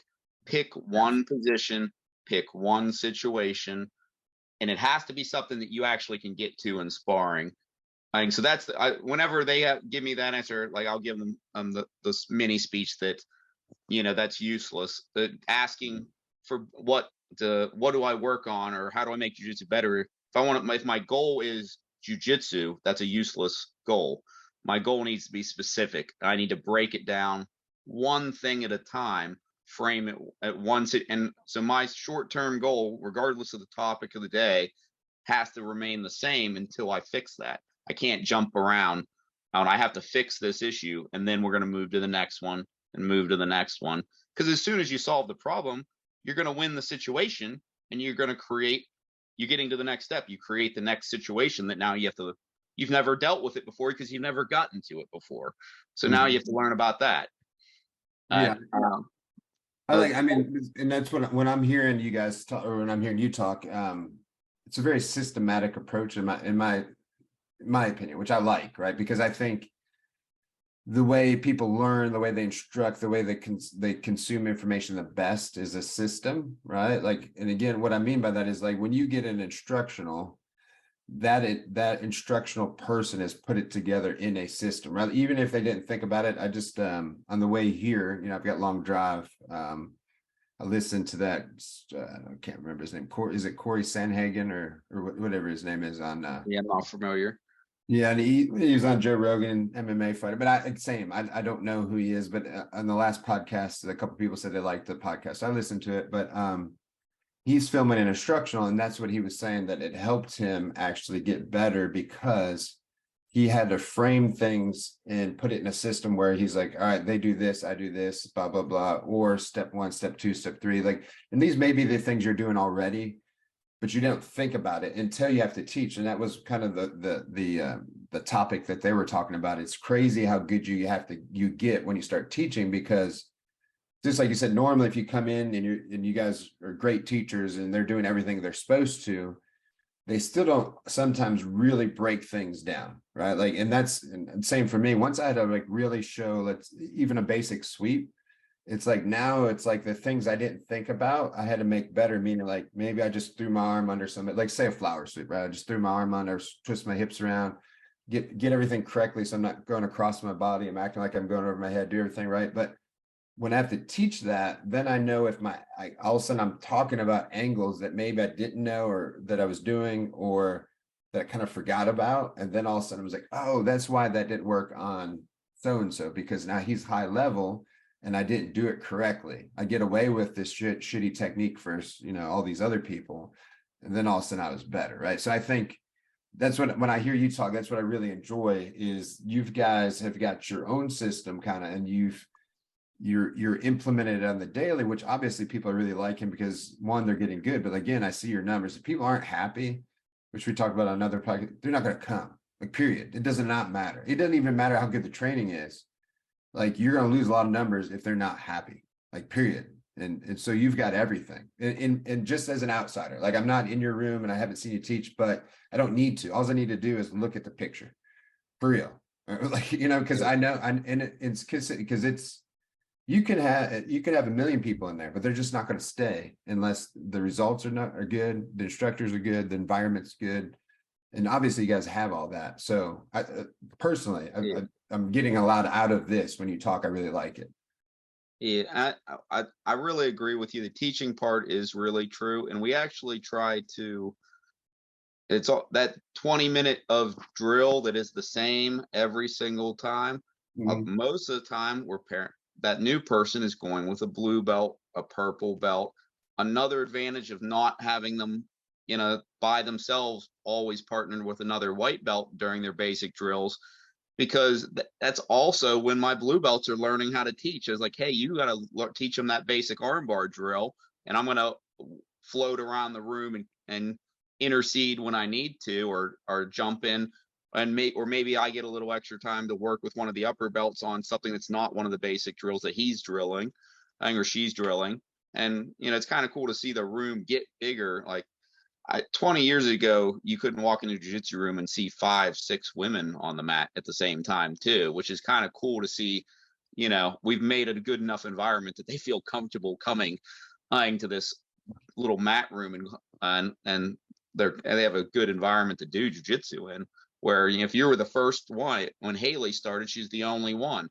You know, she had to go in a room full of men and somehow, you know, feel comfortable with that and wrestle. So, I mean, great for her, but it's kind of cool now that she's set the way, like showed the way, and like other people, the other, girls and women are able to look to her as like someone to follow in that, and be comfortable doing jiu-jitsu.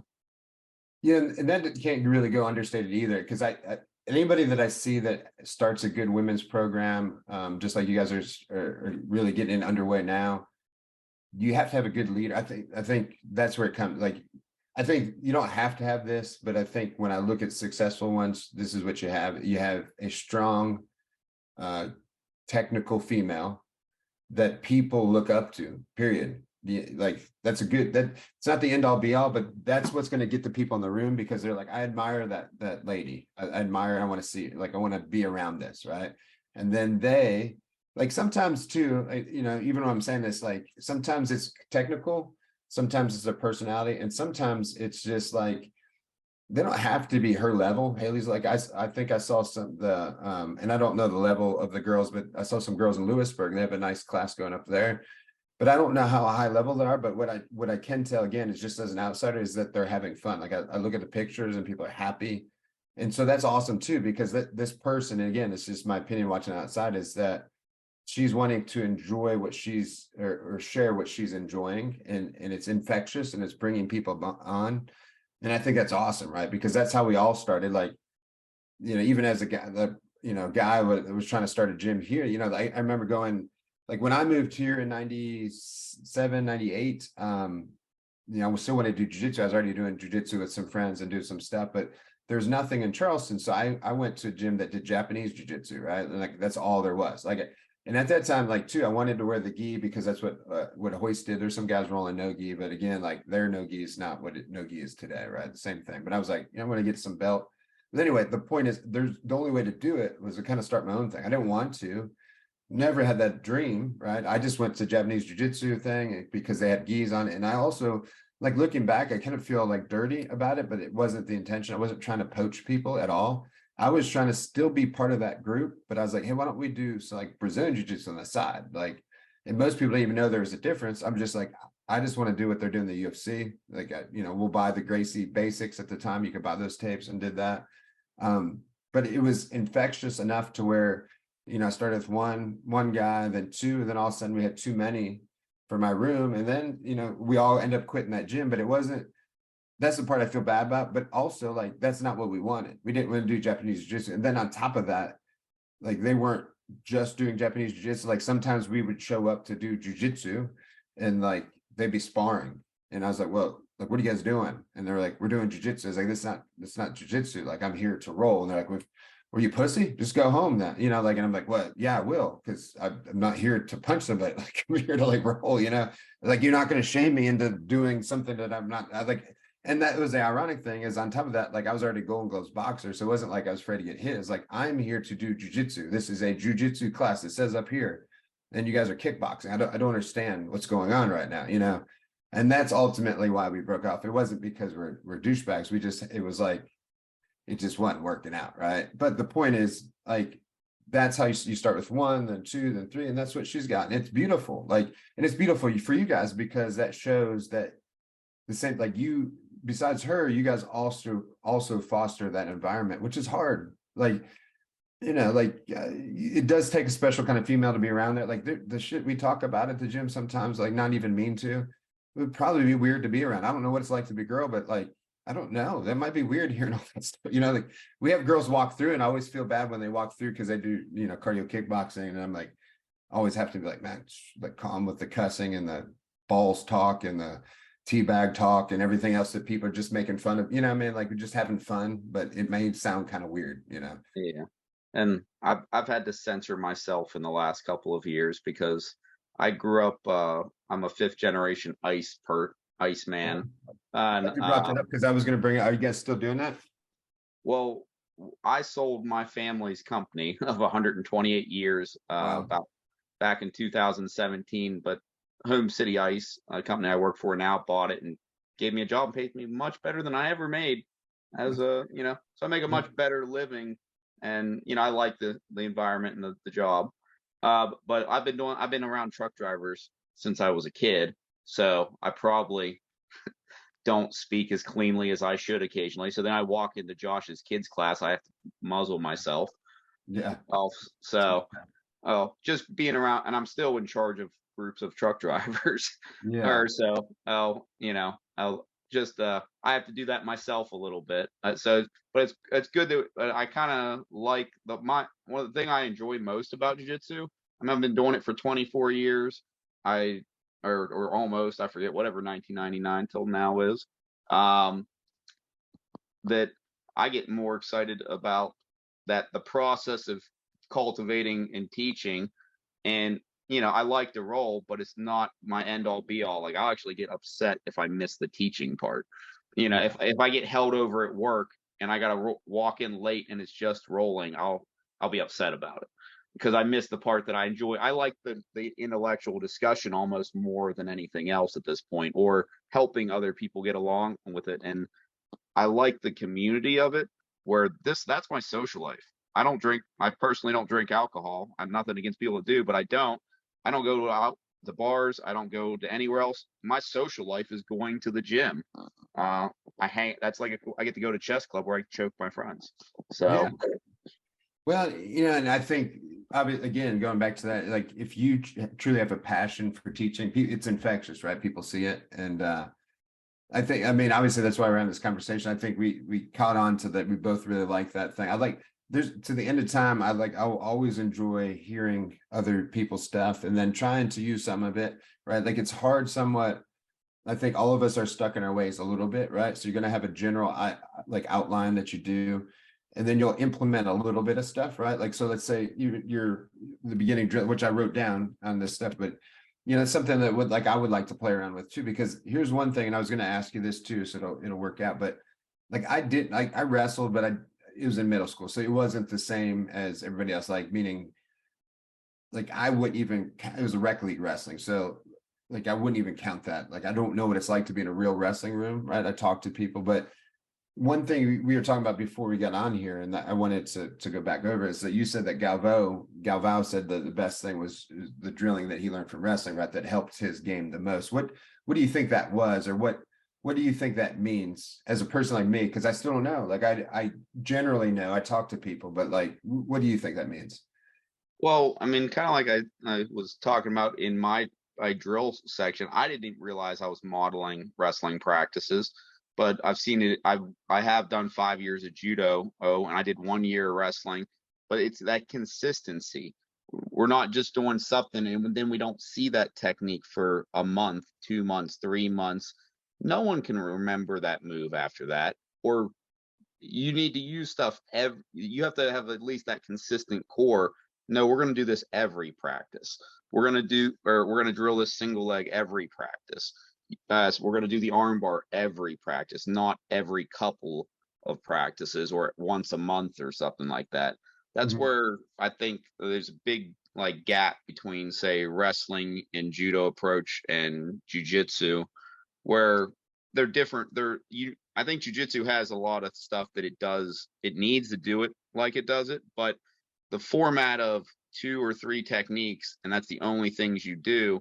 I think that emphasis on drill, or maybe I see some classes, they're not bad, but, or say we're all going to do the same drill together, or just be one thing. Like, we're only drilling 1 or 2 things. Maybe we're flipping over knee on stomach drill or whatever you're doing but you're using it more of a warm up rather than a consistent technical practice of the same thing. So I think that larger inclusion of, and I think I heard Kit Dale say it one time. He's the guy who's always screaming at the top of his lungs, drilling's, you don't need to drill. But then you actually listen to him explain it. That's not what he's actually doing. Like, he's actually, I think when I heard, but he's doing more closer to what I'm doing. We're doing small reps of a larger amount of techniques. Do 5, go to the next thing. Do 5 on each side, go to the next thing. And eventually you work into flowing or isolation sparring and stuff like that. But like, this idea of doing 100, I think I heard it quoted once, is if you do 100 reps of something, the same technique, even if it's all week this week, and then you move on to something else and you stop repping that next week, it's almost like you didn't do those reps, because you didn't, you're psychologically going to hold on to the technique better if you do it every day, every practice, however many, 2, 3 times, 5 times a week, however many times. You need a smaller amount of reps, but you don't ever stop actually doing it. Mm-hmm. Upper belts might veer off the different projects once they have enough time in on that, but those core base of the pyramid stuff, like that's what I'm kind of focused on, is set the base of the pyramid, and whatever that is, whatever you decide that is, or what that should be consistent, where it's not on a cycle. It's every day. We're gonna do it every day. So it's the only real way to get progress faster a little bit. But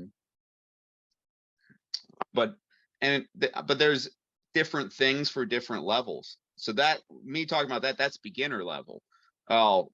As you get someone like Galval is at this upper level. You used to see videos of Keenan Cornelius doing it at Lloyd Irving's or something like that, where they knew there was this one small transition that always comes up in their high level matches. They know when they do this move, they know what the other guy's response is going to be. And then they would sit there and drill to death to win that. They'd be a fraction of a second faster to win the transaction. So, I mean, that's the type of stuff that Andrea Galvao, he's already a black belt. He's already competing at the world level. And I was just a random interview or quote I'd seen where he had accredited, like, as he applied the philosophy of wrestling drilling, like, we're just going, like, find the critical point and drill it to the end of time, basically, you know? So, I mean, an upper belt, that's going to be more what they're going to need. My thing I was describing is more all beginner level. So we give that time can be flex time. If you're a blue, purple, brown working on a different project, you don't have to follow along because everyone's doing their own thing at different steps of the progression anyway. You can work on whatever your project is. That's 20 minutes of spare time to drill what you need to death. Which I think is good too, because that's the other thing. Like,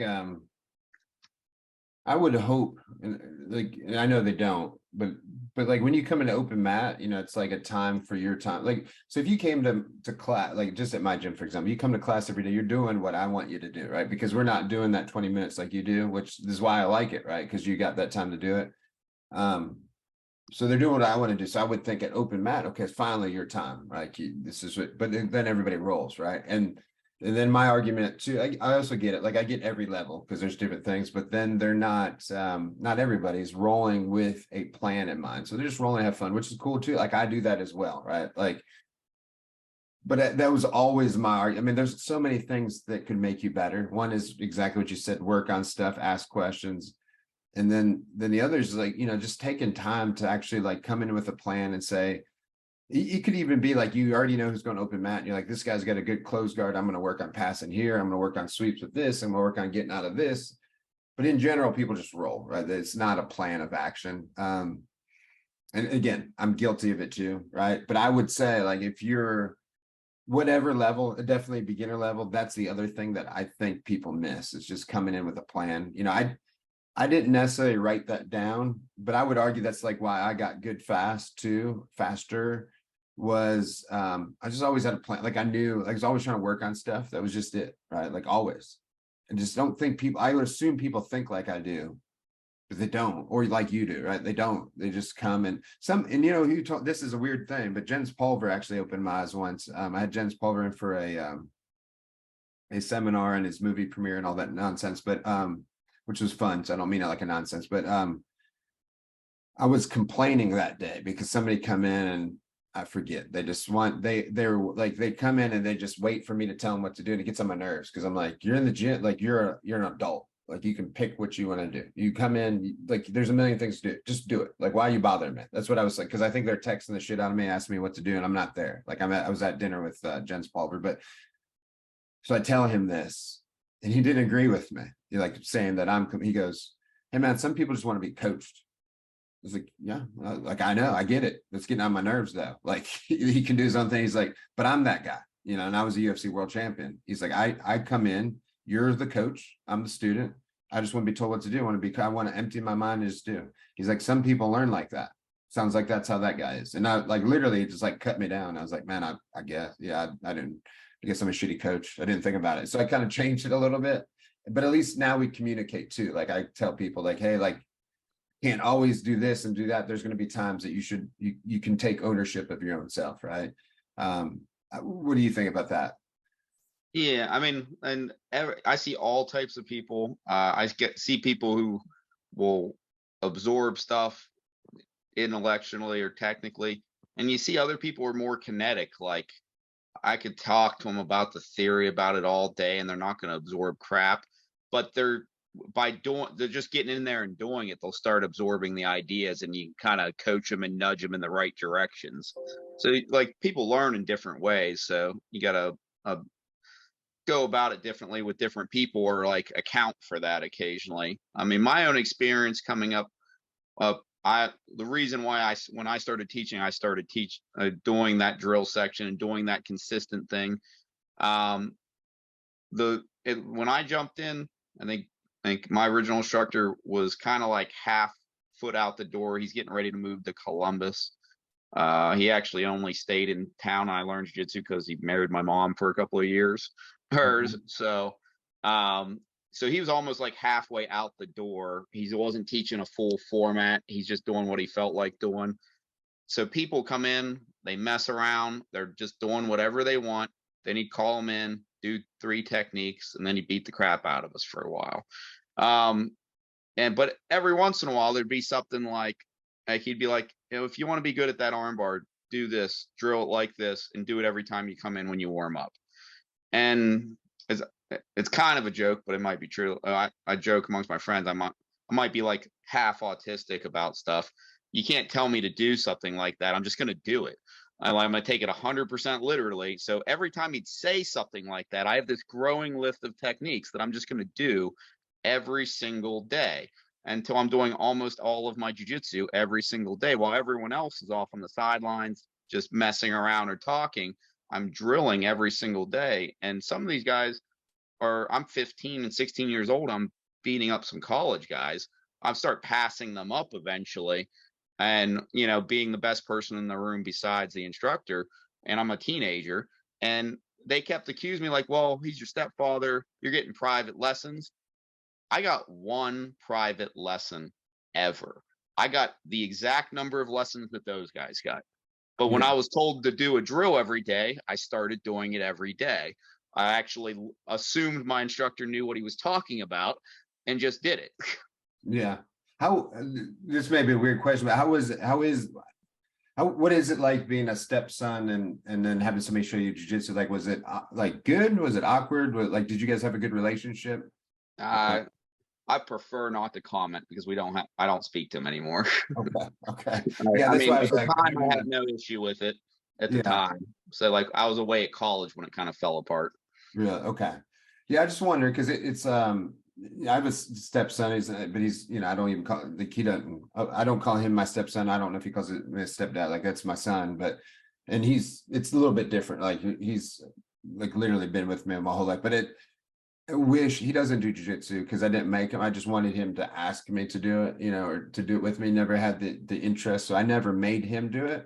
And I regret that a little bit because he missed out. Imagine like he could have skill. It doesn't matter what belt he got to. It'd just be nice to have some skill. He has none. He doesn't know any jiu-jitsu at all, and it's a bummer because just he had an opportunity, Yeah.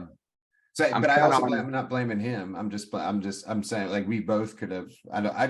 That's the other problem is like I've got 3 sons and you learn on every one, right? So by the time I had second and third, I was like, well, they don't have a choice. So it's not that I picked them to do it. I was like, I realized that by that time, he's 16 now, but by that time he's 14. Or by the time I told them what to do, he's probably 14 or 15. So it's not that. Like I picked them differently than them. It's like he's already an adult. Like he still has an opportunity. But those 2, I'm like, no, I don't want them to miss out like he did because the same thing. Like I worry about all of my kids. Like the world's crazy, and I'd hate for them to get in a fight or not be able to protect themselves, get bullied, or like I always teach my kids to stick up for other people, which means they're gonna have to do something at some point. And like just because we own a gym doesn't mean you actually know how to do stuff. And that's unfortunately what my kids think. Like, they don't think they need to train. They just think they need to know the guy that has the gym, and then they're okay. And I'm like, that's not how that works. You're not gonna be okay, you know? So now, you know, this the other, unfortunately, like, it's fine for them. They're great at, all my kids are great at, you know, different sports. So even now that I kind of make them do jujitsu, it's still, they don't get to do it very much because their games are on the weekends when jujitsu is and everything else. But they still feel better that they at least have like a little bit. And my youngest son must like it enough. Like, he's went to school twice dressed in jujitsu and says he wants to do jujitsu. So he at least says it. He hasn't really done it, but at least he says it, you know. But yeah, that's why I was wondering, you know. That's a good step in the right direction. I've got 3 sons myself, and I've got none participating so far. Yeah. My oldest is autistic. He can't really follow along the class. Yeah. So he can't really pay attention. He has like sensory issues. It's hard for him to pay attention, which made for some hilarious situations. We tried to like try him out, like see if he could do it. And he does the laps. He follows the other kids around for a minute. And it was a couple of years ago. Josh is teaching, and as soon as it slows down and he's trying to show a technique, my son goes at the top of his lungs, "This is so boring," and just walks out of the room. That's hilarious. Yeah. I mean, do you get, well, obviously I was gonna say you could talk about that for the rest of your life, really. So I'd say that every time Josh would be teaching, I would just yell. Yeah, that's awesome though. My middle son refused. He stood by the door and just refused participation. I worry maybe he's a little sexist or something, because Josh tried to put him in against a girl, and that's the moment he quit. And then he brought him back one more class. Josh tried to make him go against a girl, and he's just like, you know what, I'm done. I'm not doing this. Yeah. But I think so. That's, you're just like me. I mean, there's other people that literally would make their kids go, right? Like, I just, and there's people at my gym, they make their kids go, and there's nothing wrong with, I personally think it's a good thing. And I used to argue with my wife too, like, because we would, you know, other sports, for example, you know, she'd ask the kid, "You want to play soccer?" And they'd say no. And I'd be like, hey, they're going to say no to everything. Like, if I was a kid, like, no, I don't want to do anything. I want to play video games or whatever. Like, so it's not an option. So it's funny, like, when it came to, I mean, obviously they don't do jiu-jitsu much, but it came to other sports, I'm like, don't ask them, make them. But when it came to jiu-jitsu, I think because it's my thing, I didn't want to make them do, because I felt guilty, like, you know, and then they would hate it and hate whatever I did, you know. The only thing I worry about is forcing them to do it so much that they don't like, they end up just hating it, or being angry at it and not wanting to do it. Because you see that in wrestling. Absolutely. You see kids win a state championship, quit wrestling for the rest of their lives, curse their father out because he made them finish the season, and leave the mat. And that's how they retire from wrestling. They hated doing it their entire high school career. And even though they're champion at it, they have no passion to want to be there at all. So I almost don't like, I worry about poisoning the well a little bit. Like, I want to keep it a little bit, if they involve it, have it be fun at that age a little bit. But I don't have an answer. I haven't figured it out.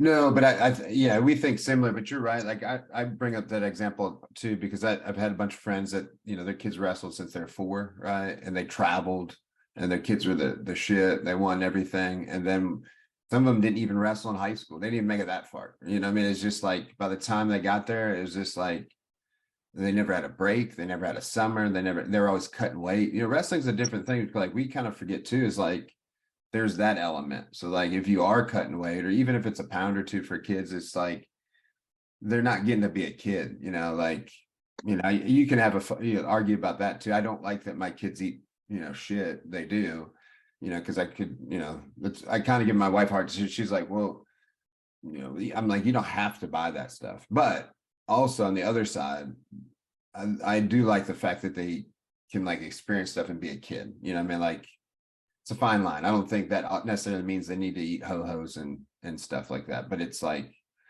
at least they're being a kid, you know what I mean? Yeah. It is what it is, you know. Best I can do is, if they want to eat something and it's a good option, I'll encourage it. My kid, occasionally I got into a bad habit of buying my kid a roll of sushi a week just because it was the healthiest thing he was going to eat that day.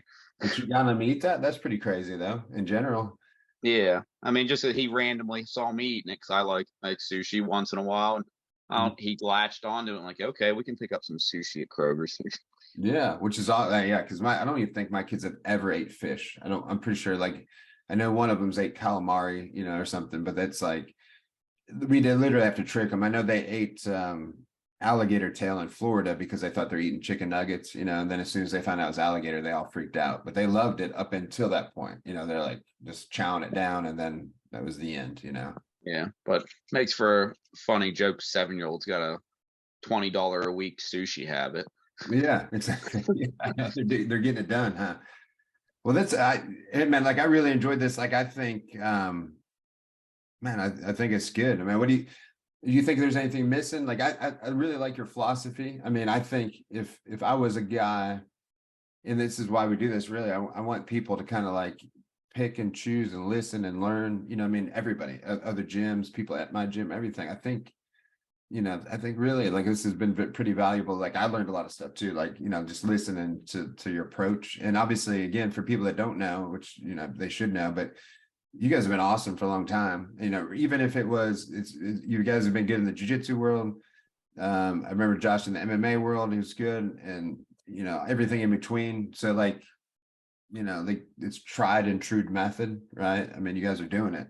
Yeah, I think, Josh retired 8-0 as a professional in MMA. So he had we had Chris Goldbaugh, Todd Bevan, on very good MMA careers as well. I still work with Chris. He's my assistant manager at work still. Oh, really? Yeah. So I get to see Chris all the time. But I mean, the only thing I'd add too is even I always have a basic curriculum, so I like curriculums, but there's a point where I think I leave the curriculum where I set technical standards for a blue belt, which I didn't make these. I think I read them on the underground.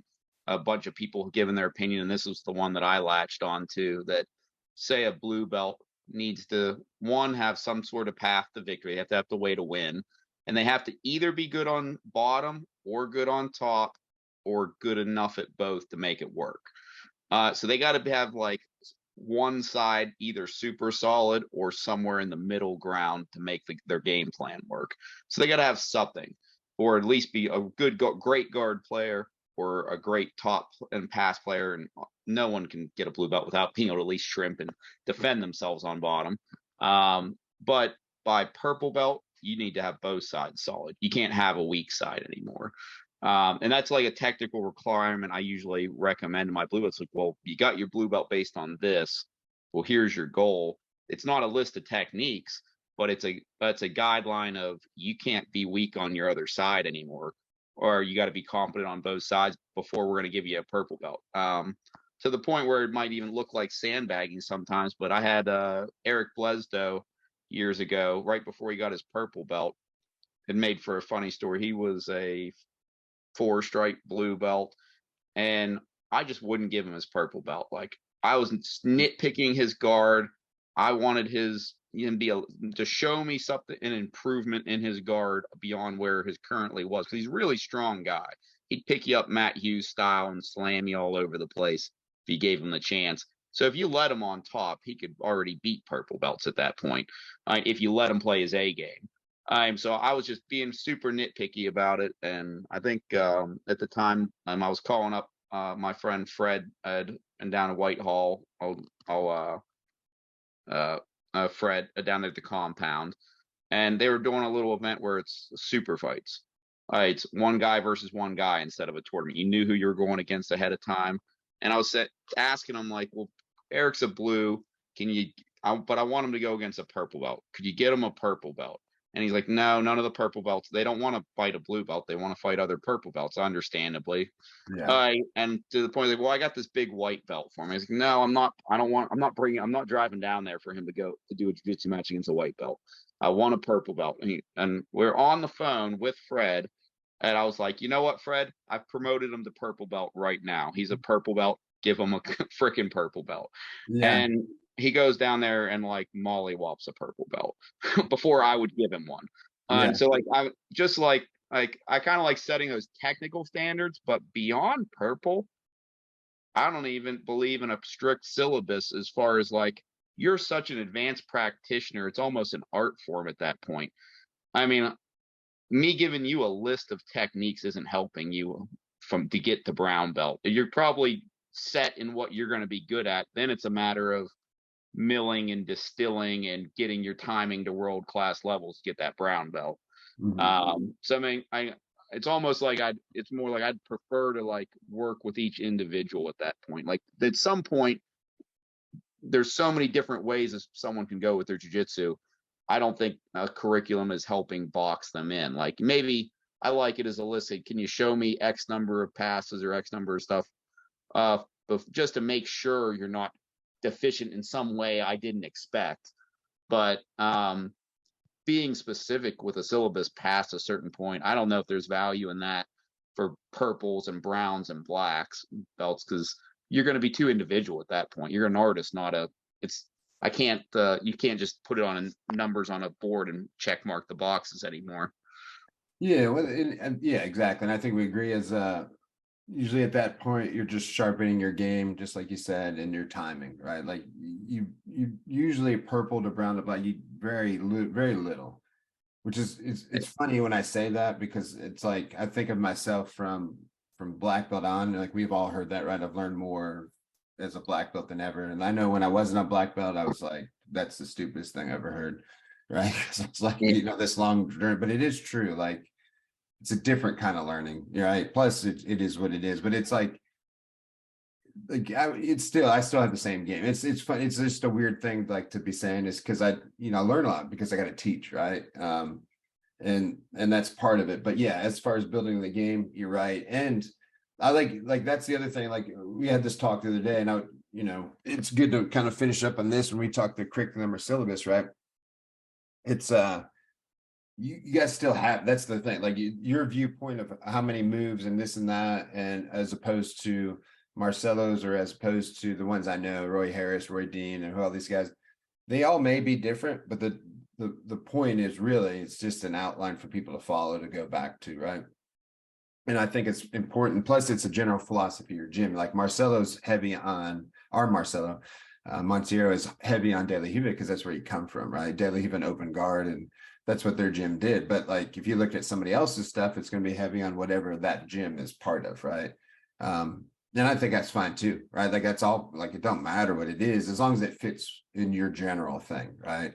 Ours is heavy in De La Riva and open guard, and I would argue that most of us don't do half that stuff anyway. Like we learn it, and we just don't do it, especially for no gi. Like we do different stuff, Yeah, I mean, I think like I'm heavy on butterfly and lots of stuff, but like I kind of like to have that open ended because I can help guide people in different ways. But we have guys who are leg lock specialists. We have guys that are butterfly specialists. Guys who are whatever type of specialists. We have a lot of different things. I like being heavy pressure style, which I think we commented before we were on air about catch wrestling and stuff like that. It's weird to see kind of the history of it within the technique that I use and the way I approach some stuff. Watching Josh Barnett compete against what was the Brazilian guy that was like he was the first person to tap that guy out, maybe Dean Lister or something like that. Well, like probably, yeah. It was some grappling match. Josh Barnett tapped the other guy out, and it was like the first guy to tap him out in a decade or something like that. Yeah, I should know, but I can't remember. Yeah, but I was watching that match, and I recognize his pinning sequences, and he claims to be more of a catch wrestler than a jiu-jitsu guy. That looks closer to my pinning sequences than I recognize in other jiu-jitsu people. Yeah. So I'm like, it's interesting to see, like, well, what did I actually learn? I'm not sure now. Yeah. Well, that's the funny. I think this is just my opinion. I've always thought he's poking the bear a little bit. Like they definitely did catch wrestling, but they definitely did jiu-jitsu. I just remember him arguing with Eddie Bravo. I always just thought he was just like trying to be like I don't know, adversarial or something. You know what I mean? Like he does jiu-jitsu. You know what I'm saying? Like when he comes in, he does catch wrestling too. I guess my point, when I think of people doing that, like it always, I'm half the time I'm just like, we do grappling. You can call it whatever you want. You know, I mean, it's just funny. Like, I don't know. Half the time people do like, even when I was saying the catch wrestling, the reason I think of that is I was thinking about Dave, some of the dirty techniques he did, right? Like, you know, it was definitely, and that's what I think of when I think of catch wrestling, is like grinding your elbows and just some crazy foot locks that are kind of dirty and stuff. But in general, like usually nowadays too, though, like with the exception of obviously Josh, who still claims catch wrestling, like when I see that, most of the guys, I'll be honest, like didn't make it in jiu-jitsu. Like that's what I see. I mean, I hate to, and it doesn't go for everybody, because again, I'm trying to be nice. Yeah, I mean, I don't recognize as a catch wrestling guy. I'm not a catch wrestling guy. I know. You know, that's what I'm saying.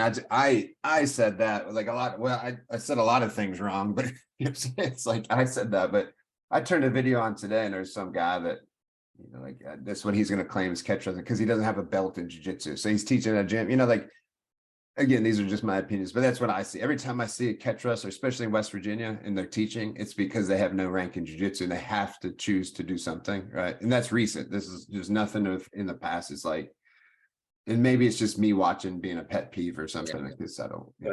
I do see some differences technically. There's some, like, every gym's got their own little style and stuff like that. But some of the pins that I use, like I use a side mount pin. I don't know if you recognize the term, but I call it 100 kilo. That's what I was taught. It was called, 100 kilos side mount. I've since been told maybe it's an old Gracie pin that fell out of favor. It's one where my arm near the head goes over the top of the head, and I post my hand and my elbows on the mat, and my hand near the legs goes on the side, the near side, and kind of wraps around their butt, and you can get up on your toes and stack pin. And so, I mean, that's something like it's not unknown, but almost no one in the jiu-jitsu community that I run into uses it.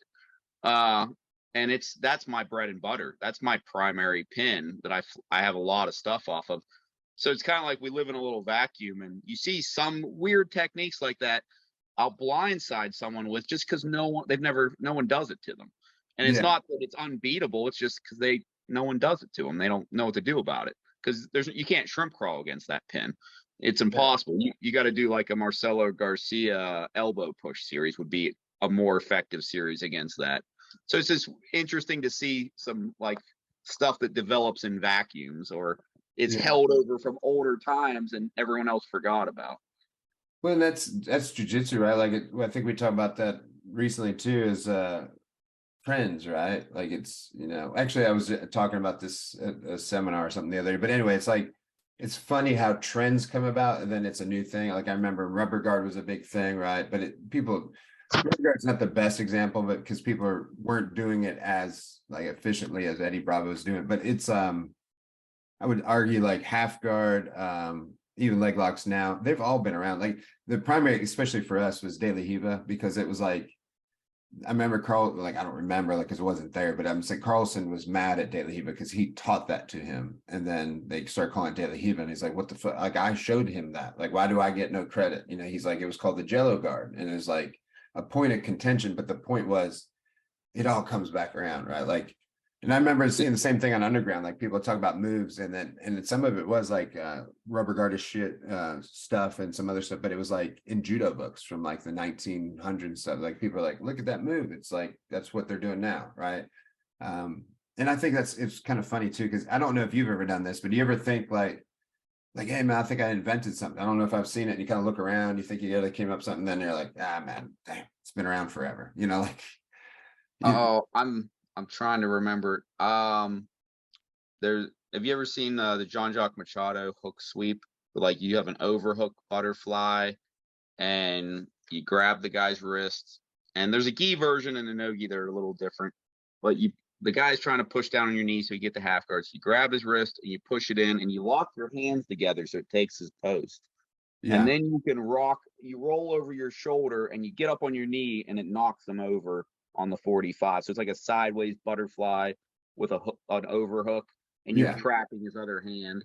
And I did a double overhook variation of that, where I recognized like, well, the hook sweep, I can only go one direction.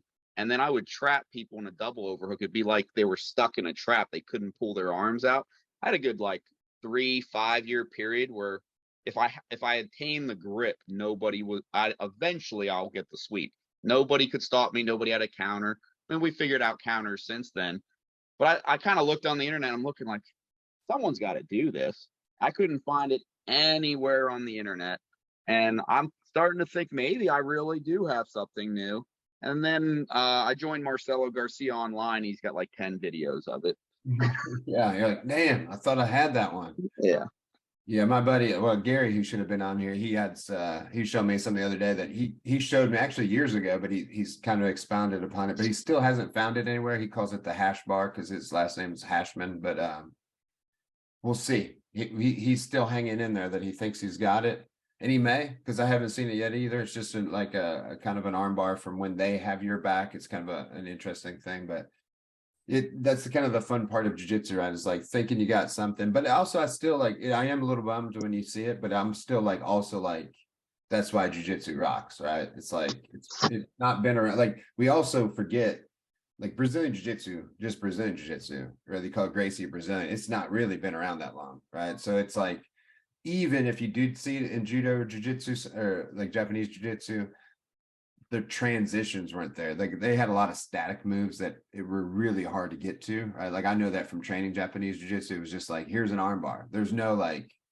here's how you get into it. Or it was like a really goofy, like, you know, just a hip throw into an arm bar, right? Like this really stuff that's like maybe not going to happen, like not the way we do stuff, right?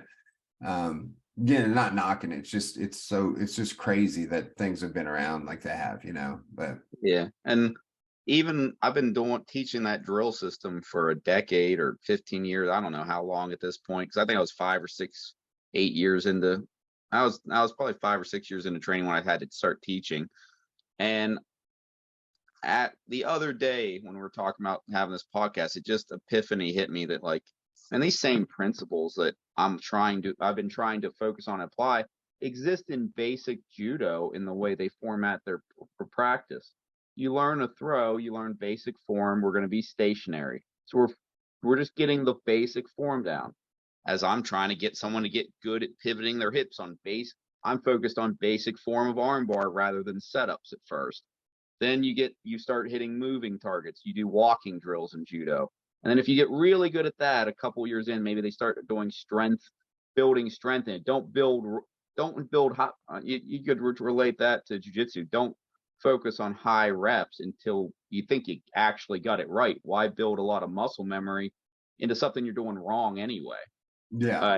Like they do strength reps in judo where a third guy holds you down, the other guy down, while you try to throw him as hard as you can. But they don't even teach you that drill until they think you're actually really good at the throw. Like that's like you're building strength into your A game or something like that. Yeah. So I love that progression, man. That's yeah, man, it's been good. I love talking philosophy with you, man. I appreciate it. I guess let's end this with like, where can people find your gym and find you guys and all that good stuff on social media? And Oh, Bullpen Fight Club. We're in Wheeling, West Virginia. We're on Facebook, Instagram. Our phone numbers are all on there. You can contact me or Josh Baker about classes. Josh takes the lead on that stuff. I'm still happy to answer any questions anyone has. But we're on Facebook and Instagram, all that stuff. That's the best thing. I think we have a website. We're on Google Map to find us.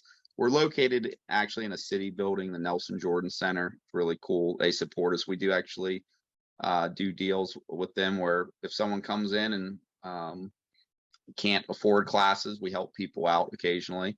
Obviously if you're an adult with a job, you got to pay for classes, but yeah. anyway, if someone needs help, we do help them. That's kind of our gig. We're based out of a city rec building. I think so. It's a nice place. We always like to support them. Yeah. Well, I think that's awesome, man. And then, you guys have been around forever. It doesn't matter what I said, but you guys have been awesome forever, but it's also good to be part of the community. And you guys in Wheeling's a big city. I think sometimes, at least on my side, people forget Wheeling's there, not in a bad way, but they say like Morgantown, Huntington, Charleston. They forget Wheeling. Wheeling's a big ass place.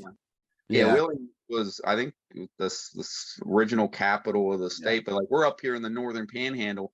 Everyone and I was at a tournament in Pittsburgh the other weekend and coaching, and they're like, "You guys don't have tournaments down in West Virginia?" I'm like, dude, we're 3 hours away from where there's tournaments in West Virginia. We're only 40 minutes from Pittsburgh. What? I'm gonna go, like we're gonna go to Pittsburgh more often, probably. Yeah, well, they're probably mad you guys are beating them. I saw all those pictures, so Yeah, so it's good to see all the new guys doing good. I think a couple of the ground zeros, Pittsburgh was there, and probably some other people, but it was a good turnout. We had a lot of good comparisons. Cool to see my blue belts and my white belts, winning divisions and having funny little moments. One of our guys, Jazz, pulls off an electric chair to win the finals of the gi. really. Like, Yeah. yeah, well, it's cool to see that progression. 6 Yeah. months ago, I told him, hey, you did good at the tournament, but you didn't you had all these half guard opportunities. You're getting there and you're not doing anything. We got to develop that. And he comes back and electric chairs someone the next tournament. We listen. Yeah. Well, there's nothing better as a coach too so people know, man, it's just watching people do that and knowing that you had a part in it. It's not like we're trying to steal their credit, but just know that, we provided the opportunity and some coaching and stuff, and it makes you feel so good. And it also makes them feel good that, sometimes it's better even for them. Like they would rather not lose, not because of them, but they don't want to let you down, and that means something to all of us. So, but anyway, yeah, man, awesome, man. I appreciate everything. And it was a good one, man. Hopefully everybody learned a lot like I know I did. So I appreciate you, man. All right. Good talking to you, Butch. All right. You too, man. We'll get this up soon, and hopefully I'll see you soon, man. All right. Thanks. Talk to you later. Thanks, Bye. man.